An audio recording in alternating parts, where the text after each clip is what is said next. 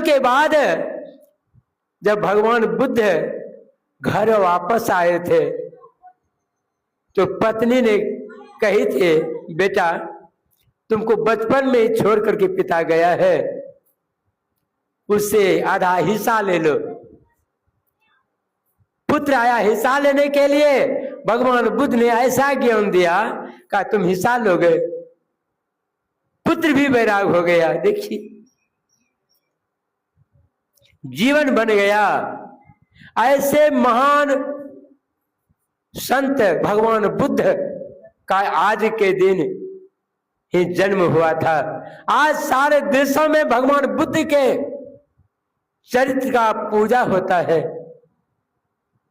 हर जगह वस्त्र दान करते हैं, भंडारा होता है। भगवान बुद्ध ने कहा जैसे तीर बनाने वाला तीर को सीधा करता है, वैसे ही मुमुक्षु पुरुष अपने जीवन को, मन को तीर के तरह सीधा करता है। मन इतना उतावला है, मन इतना चंचल है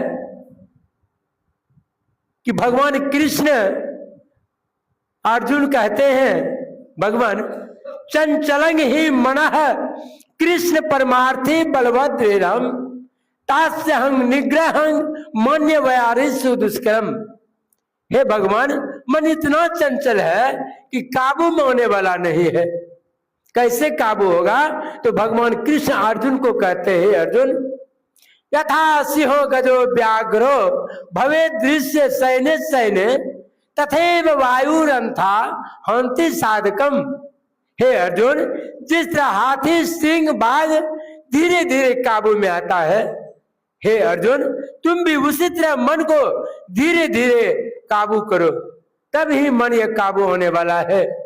और यहां तक भगवान कृष्ण ने अर्जुन को कहा, हे अर्जुन अंकुशेन बिना मतो यथा दुष्ट मत गजः अध्यात्म विद्याधिगम साधु संतरेव च वासना संप्रत्यागः प्राण स्पंद निरोधनम। हे अर्जुन, जिस तरह मदमस्त हाथी जंगल में मात्र एक अंकुश से महावत में उसको बस करता है, हे अर्जुन तुम भी उसी तरह मन को बस करने के लिए साधु का संग, ध्यान साधना के बल पर प्राण स्पंद के बिना यह मन काबू नहीं होता। इसलिए हे अर्जुन सर्वप्रथम पहले साधु का संग करो। इसलिए कहा साधुनां दर्शनं पुण्य तीर्थं भूताहि साधवः कालन फलन्ते तीर्थ साधु साधु संगम। साधु का ही दर्शन सबसे बड़ा तीर्थ कहलाता है।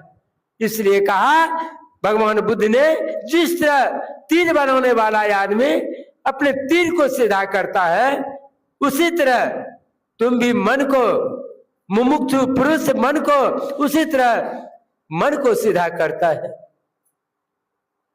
जीवन को बनाने के लिए साधु का संग बड़ी आवश्यकता है।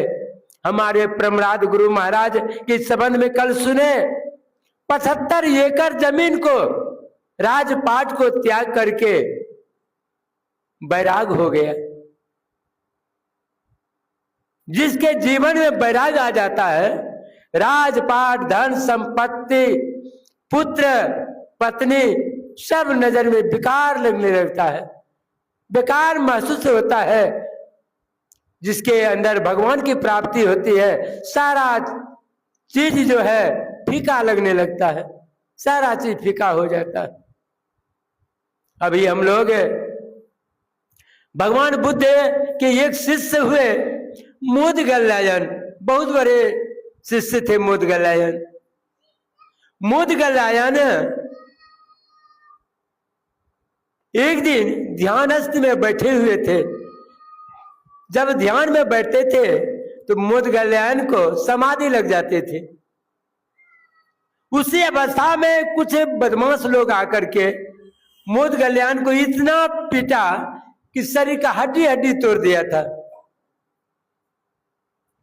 जब समाधि से शरीर में प्रवेश किया तो शरीर में बहुत जोर दर्द बुझाया। मुद्गलयन ने भगवान बुद्ध से कहते हैं, भगवान यह शरीर अब रहने लायक नहीं है।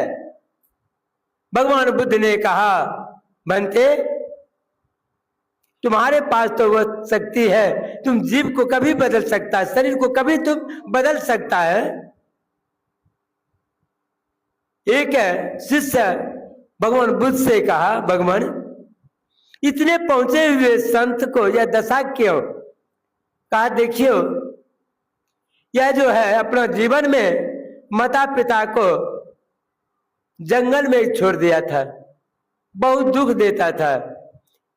जंगली जानवर ने मार करके इनके पिता को खा गया, वही